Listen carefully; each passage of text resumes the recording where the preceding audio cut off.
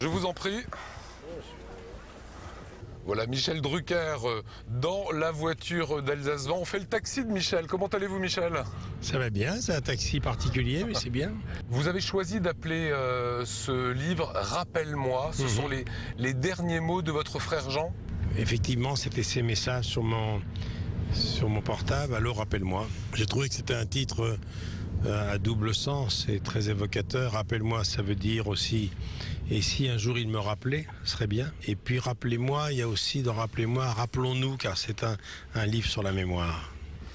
Jean Drucker, garçon brillant, énarque, vous racontez ce que vous avez vécu depuis son départ. Je raconte ce qu'est devenu Johnny, le Johnny d'aujourd'hui, le Delon d'aujourd'hui, le Belmondo d'aujourd'hui. Je raconte Ferrand, qui ne sont pas des amis, mais qui sont des copains très proches du métier.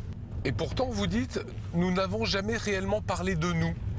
Non, mais je suis sûr que dans vos familles... c'est la même chose, on travaille beaucoup, on a l'impression qu'on a la vie devant soi.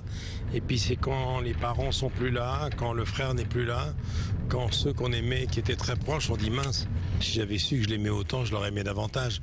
C'est un peu ça ce livre, c'est les regrets. Alors vous racontez aussi des choses plus ludiques, plus drôles. Vous racontez à votre frère que vous vous retrouvez un jour dans le bureau de Sarkozy à l'Élysée avec Lance Armstrong. C'est une rencontre entre le président de la République et Lance Armstrong surréaliste. Oui, qui est très drôle. Le président Sarkozy, avec qui je fais du vélo de temps en temps, est un fondu de vélo, un très grand connaisseur. Et son idole, sa référence, c'est Armstrong. Et on avait rendez-vous à l'Élysée, c'était le lendemain d'une défaite au régional, donc on se disait, tiens, il va sans doute annuler, c'est pas le jour. Ben, pas du tout. Il a maintenu le rendez-vous qui a duré 1 heure, on a beaucoup ri. Il s'est extasié devant le vélo, il a voulu faire des photos avec le vélo, alors qu'on était à 1 heure d'un réajustement ministériel, que tous les corps constitués attendaient derrière la porte.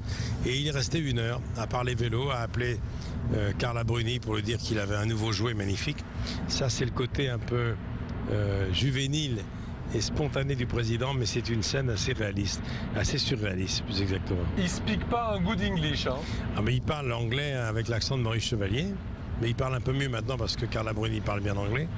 Mais c'est vrai qu'il parle anglais un peu comme Chirac, quoi, avec l'accent. Vous évoquez Johnny Hallyday et vous racontez une anecdote assez étonnante entre Johnny Hallyday et Henri Salvador. C'est un métier assez cruel où les blessures se cicatrisent pas facilement.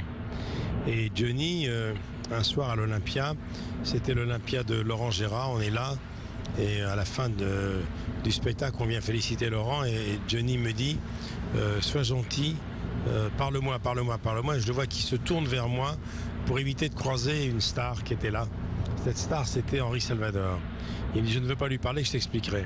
Salvador s'en va, je dis mais pourquoi tu n'as pas voulu le croiser? Il me dit écoute, quand j'avais 17 ans à l'Alhambra, j'étais en première partie de Raymond DeVos qui est une énorme star à l'époque. Et au premier rang, je vois quelqu'un qui me siffle, c'est Henri Salvador.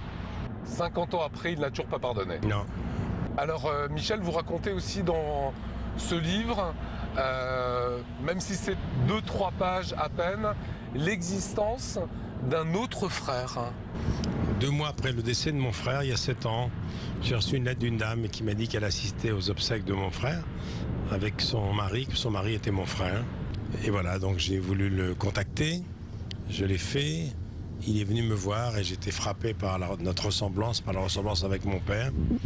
Et voilà, donc j'ai un frère. Maintenant, il est heureux de ça et moi, je suis très content.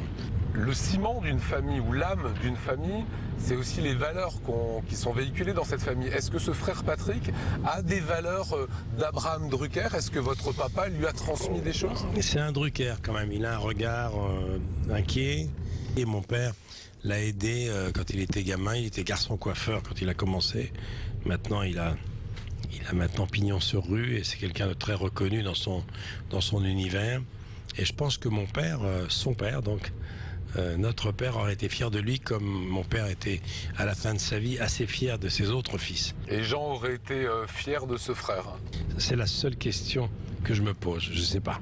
Michel Drucker, Rappelle-moi, dernier opus sur la vie avec son frère. Merci à vous Michel. Merci de m'avoir accueilli dans ce studio qui est très original. Voilà. Ça a été un plaisir.